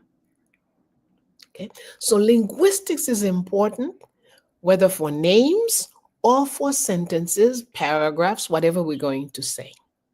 Without deep thought, we do not know what we mean to say. And when we're just repeating words like hell, oh, I don't use that. Mm-hmm. There are 1,000 words I could use other than inviting somebody or greeting someone on the basis of hell. No way. Absolutely. So you could be casting out spell. I mean, casting a spell on somebody or something that don't even or defeating them before they even start. You know, Exactly. and don't even know it. Go ahead. Well, Go I ahead. mean, she just spoke to it. Mm-hmm. Haiti and hate. And you're starting off the name of a country with the word hate. The same way you do when you say hello, you start that phrase off with Mm-hmm. hell, just like I was in Jamaica a few years back. And I'm at this 5-star resort and I'm encountering people from Jamaica there, and they don't even say good. They just say morning. So all AM, you're morning. you Mm-hmm. know, and it's like, no, I'm rising, great dawning. It's the power of our words, and it's something that we take for granted. Yeah. Even that Yes. small thing about calling our children kids. We're calling our children baby goats. We're Mm-hmm. calling them animals, and we're not really fully comprehending the power of our words. But I remind people all the time, if you go by the biblical description of how everything was created, God said, let Mm-hmm. there be light, and there was light. It's a clear demonstration of the power of our words. We say things like, I'm tired. Our body listens to us, Mm-hmm. and it creates that reality for us. So instead of us saying, I'm tired, we say, I'm energized. And then we welcome energy into our bodies so that we're not existing in that permanent state of being tired. And then we got Fannie Lou Hamer saying, I'm sick and tired of being sick and tired. But you you just doubled your sick and Yeah, tiredness whammy by on you. saying that. You Mm-hmm. know, we really do have to, and I want to also invoke this because I think it's easy for us to say that certain things aren't happening, but things are happening. True. There are people around the globe who are engaged in positive momentum and movements and linking together and unifying in certain ways. And we have to acknowledge the things that are happening so that we don't keep ourselves locked into a perpetual state of futility. Oh, Mhm. this ain't, they ain't doing this, they ain't doing that. No, there are people who are growing their own vegetables. There are people who are creating solar farms. There are people who are organizing. There are people who are acquiring land. There are people who are creating dual citizenship so that you can go somewhere else and live. People who are living off the grid. All these things are happening right now. True. So when we buy into the narrative that they want to use to control us, then that's when we become controlled by that narrative. But when we create our own narrative, our own story, our own remembrance, our own projections into what is going to be our future or what is actually our present right now, then we create that reality because we have the power to do that. Exact. Exact. And the more you practice, like everything is like a muscle. Mm. The more Okay. you practice it, the better you get at it. Wow. Okay. Okay. If you Mm. make no effort, okay, it's like if I stay here and sit down, say, oh, I'm only 77 years old, blah, blah, blah, and sit down. Well, then after a while, that's all I'll be able to do. And in order to get off of the seat, somebody will have to help me. Mhm. Mhm. But what I say is, I walk 12 to 15,000 steps a day, every day, except when it's raining, because the sidewalks are slippery. There's, in the fall, especially, there are leaves and whatnot. So I will choose not to in those situations. But generally, I walk every single day. And if I can go out and walk, you will see me walking in the house like a crazy woman because I'm going to have my 12,000 steps minimum.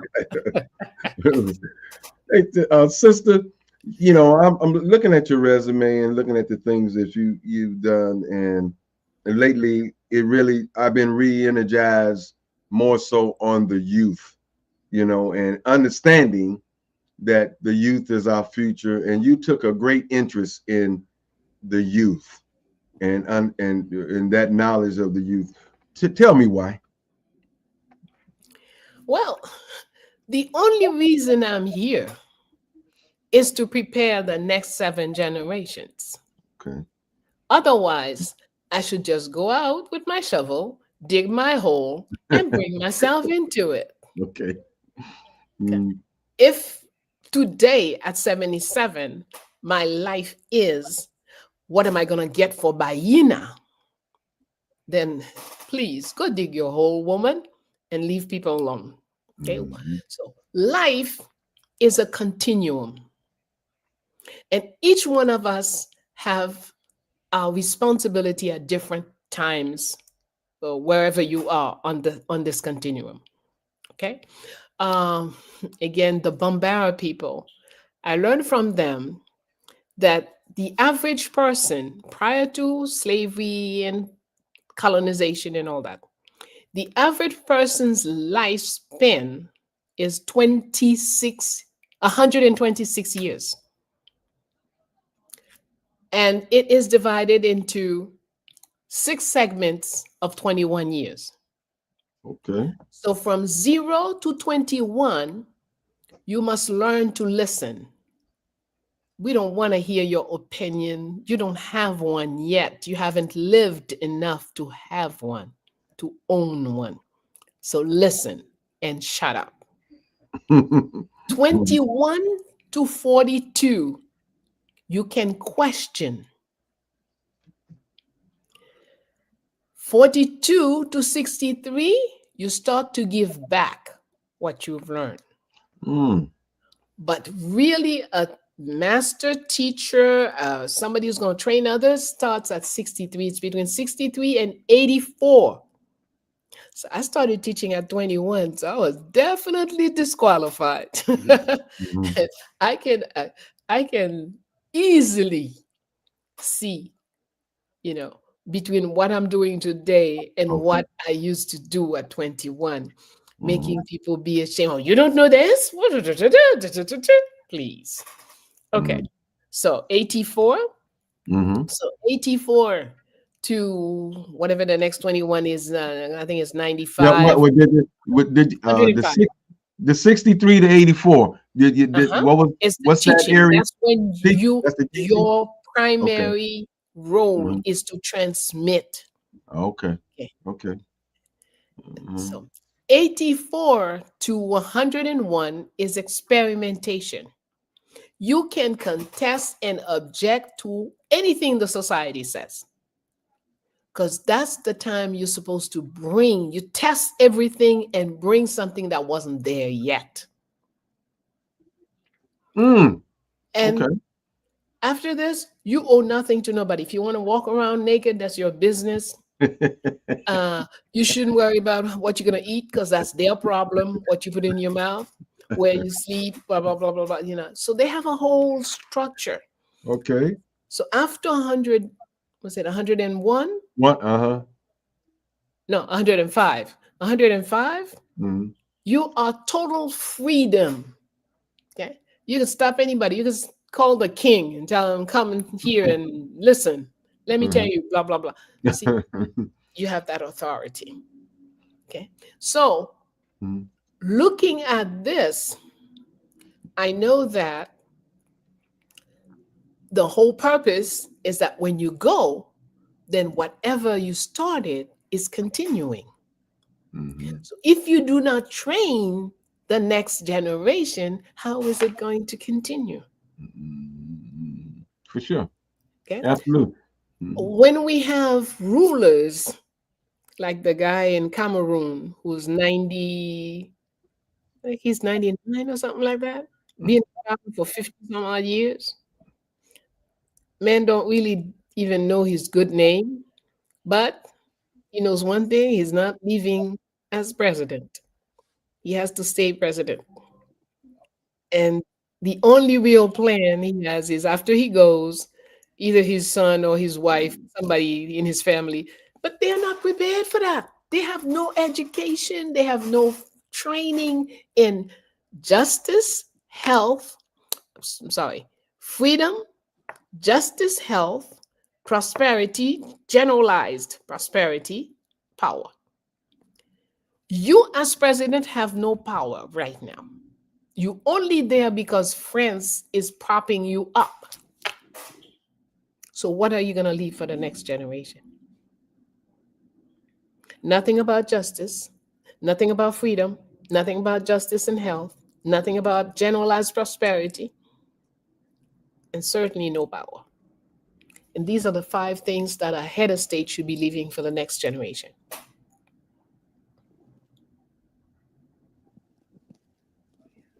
I know you did some work and some interviews with people living over 125 years old. What was your how was that experience? Uh, Well, I think the best thing I personally gain out of doing a research and discovering that in Haiti, where all the documents, all the international documents says Haiti, longevity 42 years, longevity 48 years. Well,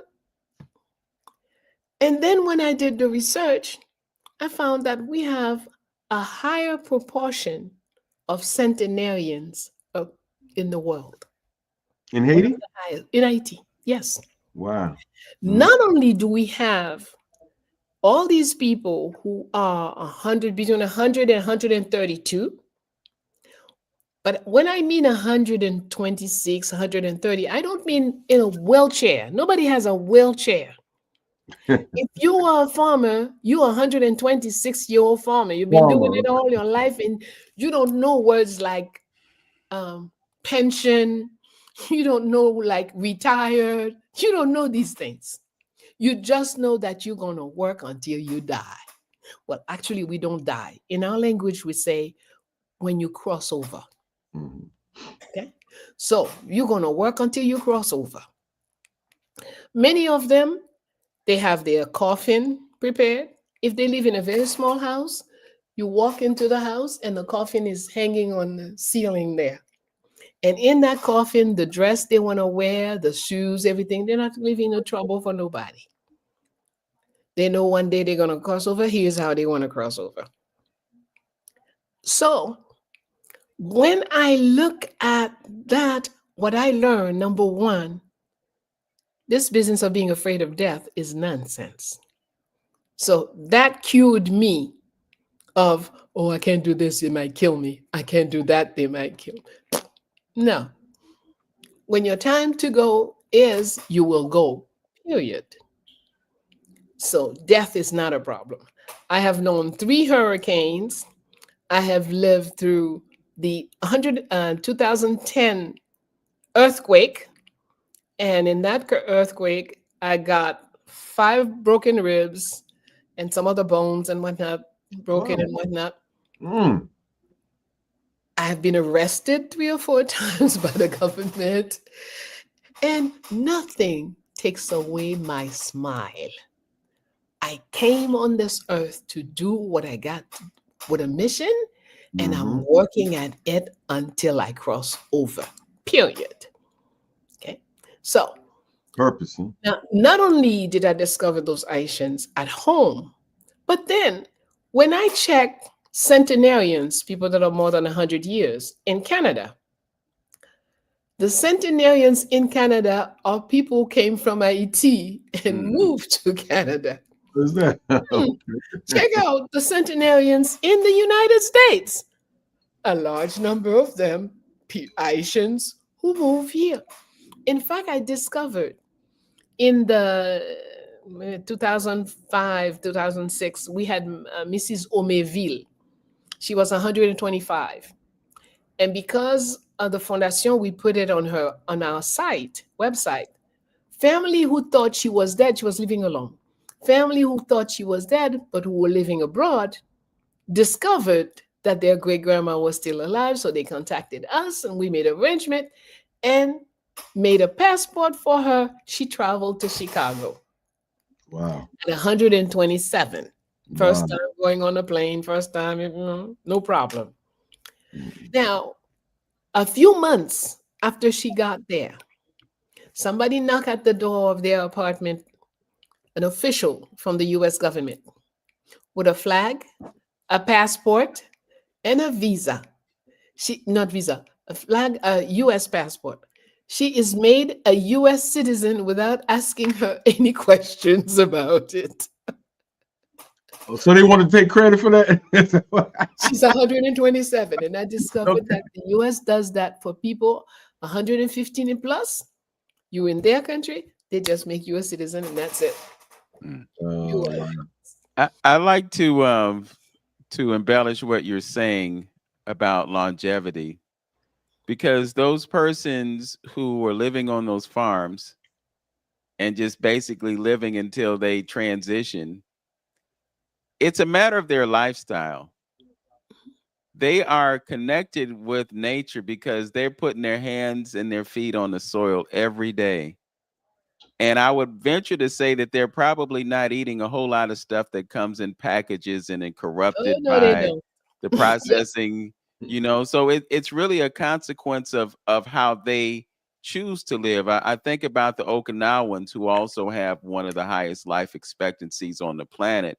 And the reason that they exist, because they're so tied to their culture and the way that they've been doing things for years, it just extends their life. And I think there's a lesson that we could learn from that, because we always take the easy way out. Mhm, We just mhm. go to the store and buy something. But you talked about going to that plant and it's native to where you live. So you need some soursop, you can find some soursop.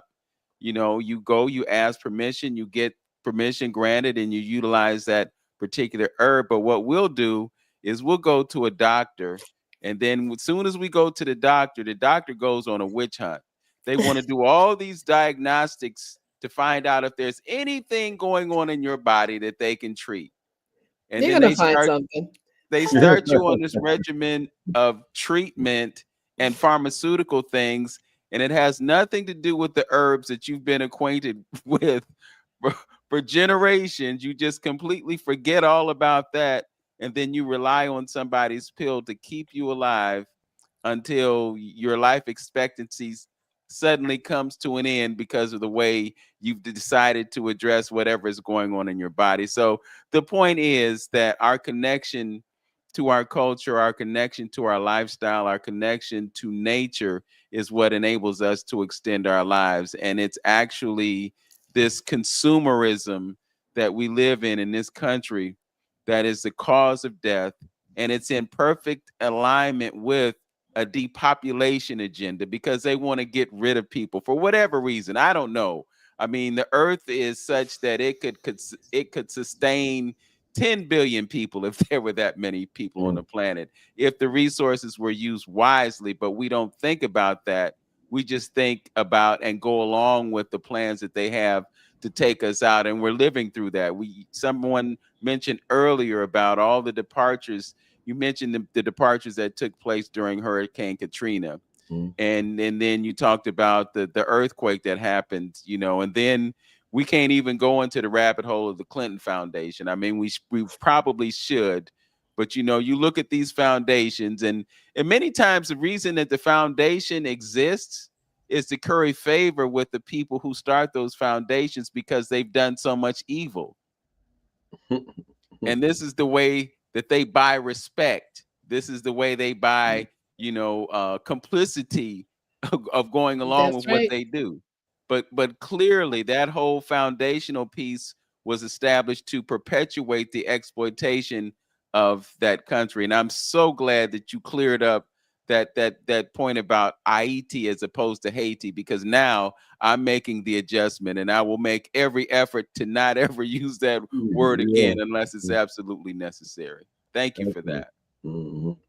Thank Appreciate you. it. Thank you. I appreciate that. Yeah, No, yeah. it is important to understand. You see, just the fact of us knowing that there are people on our planet living to be 130, 140, 150, that alone, that knowledge can improve your own life, your own Yeah. longevity. Let me say something here, and it's just I'm just being blown away these last several years. Is that example of what you just said about opening up your mind and expanding? Just because how you thought it limited you, and it's funny how that works when you deal with nature. If you take a plant and you put it in a small pot, it's only going to grow to what it's able or capable of doing. You put a fish, they say you put a shark in a small tank, it only is going to get as big as its surrounding because of its mind, its surrounding, its mindset, and things of that nature. So I'm applying that to what you just said. You and Vince just said.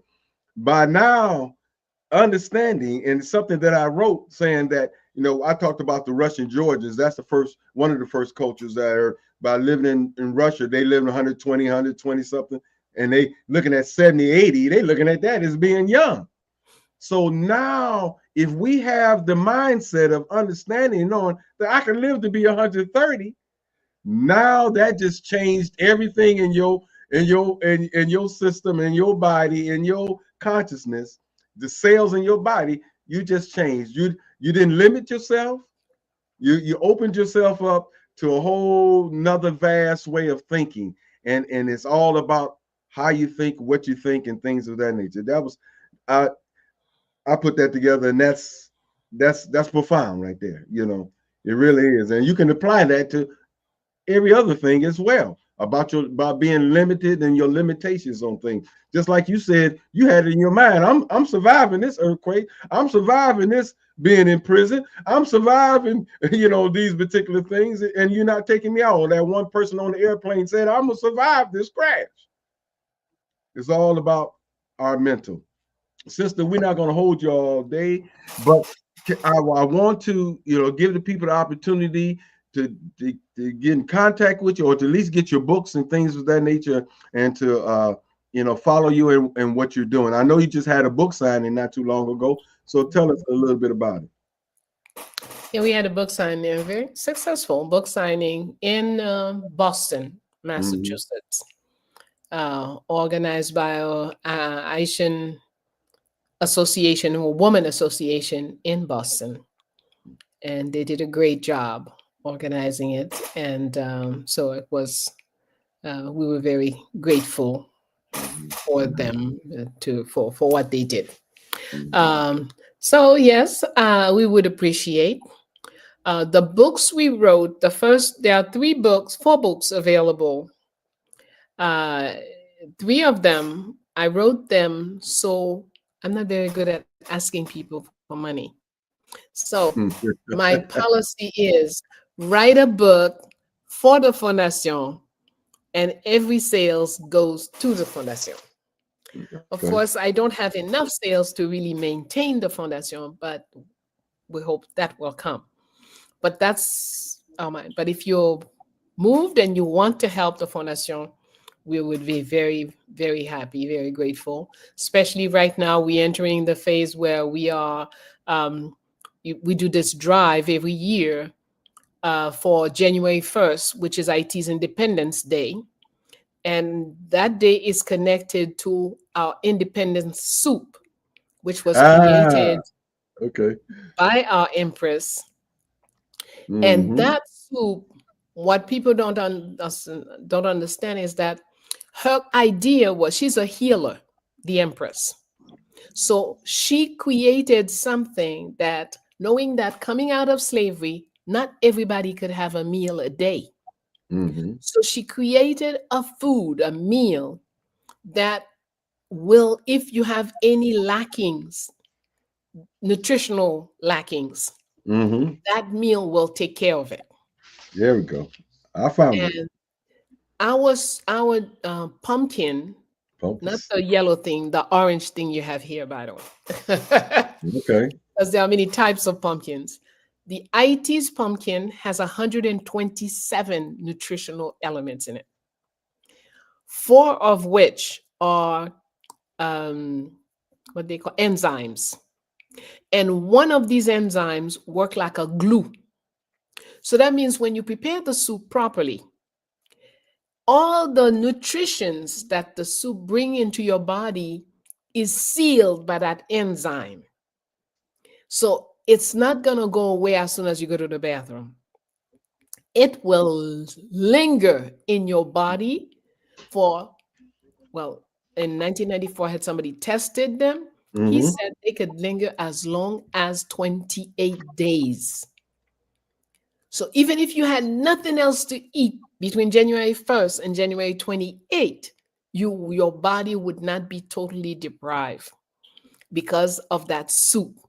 So the soup, what we do in Haiti, the tradition is on January 1st, we eat nothing else, just that soup. Breakfast, soup. Lunch, soup. If you can afford to eat several times a day, you eat the soup only. And also, she said not to put any meat in it. Now, from the brother who did the test in 94, he says, if you have a huge pot of soup and you take a small piece of meat, you drop in it, the meat eat the enzymes. So then when you go to the bathroom, that's it. You have Oh my no goodness. Yes. So, you know what? You're gonna have to send me a picture of. I would love to when you get, if you. I don't know if you're in Haiti now, but whatever. But one day I would like to see what that pumpkin look like. You know, Sure, that it'll be a that pleasure. soup. Yeah. Brother Antonio, I want to know what's in the soup. That's what I want to know. How can I get how can I get some of that soup into my system on January 1st? As a matter of fact, in the past 4 or 5 years, quite a few people have started doing it in outside of Haiti. Mhm. In fact, 4 years ago, I think there was a congressman who paid 20 Haitian restaurants to serve the soup for free in New York. Different places, different people organize and whatnot. So You might have somebody doing it near you, if now that you know that it, you look for it on Hmm. January 1st. Okay. Many of us are now doing it outside and serving it to old people's places, or serving it to people who may need. Okay, so we have expanded the concept. Many people are doing it in different ways. Okay. So definitely, so we do, our drive is starting now, and on December 2nd will be a big day for us for collecting enough. And we're hoping this year to be able to share the soup with at least 40,000 people. Mm. Wow. Yeah. Okay. Wow. And Well, again, yeah. go ahead. I was just I gonna was just go gonna ahead. say we could start a new tradition. You know, it's Yeah. traditional that you eat black eyed peas Come on the on first now. of Come on now. January.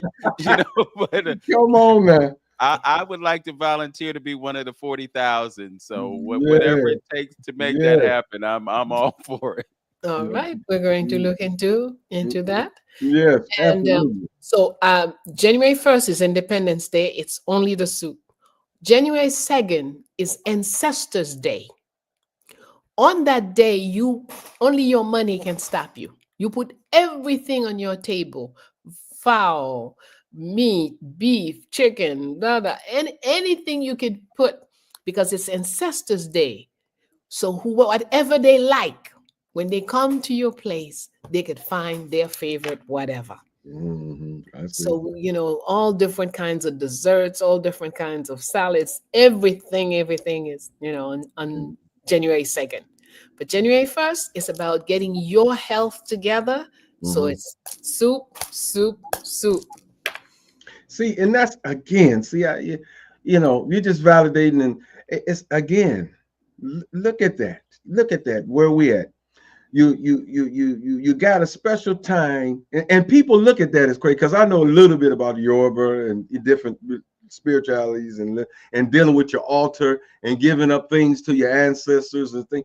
People look at that and don't really understand what's going on. It's all about respect and knowing that your ancestors are here. They are inside of you. They are part of you. They help you. They guide you. They're there for you, and in that spiritual realm of doing things, and and it brings me back on when I was in Ghana. Dr. Ankur explained what sacrifice was all about. One releasing something in the physical plane to go to the spiritual world, to have it talk to the great spirit, and taking care of things on the physical plane, for you. That's what the meaning of sacrifice was. And so it's just a whole level of things, and this unseen world that we are just totally void of and understanding, and our life could be so much different and better if we understood those particular things and with nature. So again, sister, where could they go to Amazon and get the books and things like that? Yes, the book is available on Amazon. That's the easiest way. That's Yes, the easiest way. Well, it may be the easiest. It might not be the best for you. Is that's it the a truth. website? is That's that the is there truth. a website that they could go to and get them directly from you or something, or what? We are working on something, but it's not quite Okay. available yet. But yeah, for now, what we have is Amazon. Oh, Okay. okay. So Uh-huh. so what So I'll do is I will put a link in the description for this video for your website, because there is a website up and it does have yes. great information about who you are and what you're doing. Hmm. If you would want me to, I can put the Amazon link, or I can just tell folks to go to Amazon and put your name and the book title in, and then they'll be able to get the book that way. Right. You could do Okay. whichever.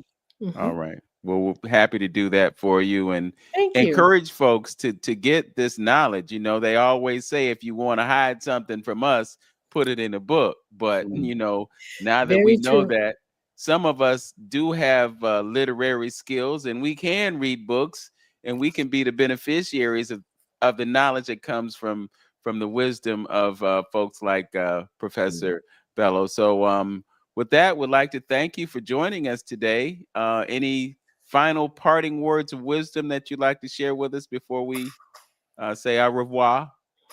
Oh, thank you. Mhm. Um, well, All we will say is just a reminder.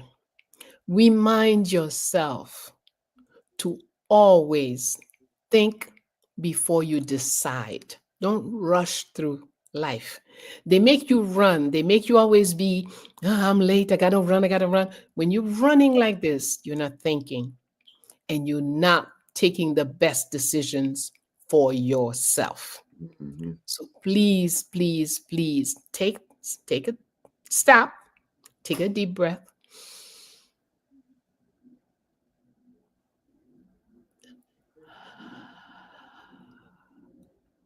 before you decide.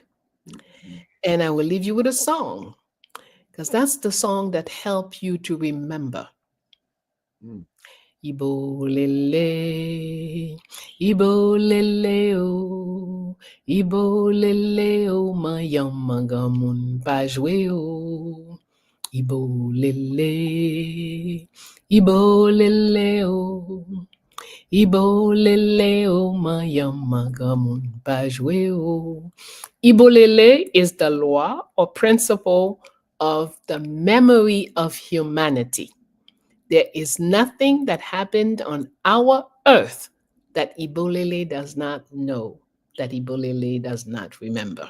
So sing that song when you want to remember. If you find that your memory is often defective, get the song, sing the song, play the song, and let me know after 90 days how you feel. Mm. Well, Okay. I appreciate you. couldn't help but notice that there's a piano over there on your right shoulder. Not me, these are the grandchildren. Okay. All right. Very good. Brother Antonio, anything you want to share before we depart? Just again, like she couldn't have said it best. The greatest knowledge is the knowledge of self, and I just want to thank you again, sister, for making this happen. I love the show. I appreciate it. You just, that timeline that you said. If we just understood that, we would get along just much better. From 0 to 27, I mean 21, where you at, what you that 21 scale, 21-year scale there, that only comes from a people who's been around for a long time, who Very true. understand life, man. You know what I mean? Yep. That's beautiful, just beautiful. I'm Mhm. good, Vince. Well, okay. Well, I'm going to invoke what I always do when we part, and I will say, know yourself, love yourself, be yourself. Make today your best day, y'all. Peace. Peace. Thank Thank you you. again, sister. Thank Thank you. you. All right. Mm.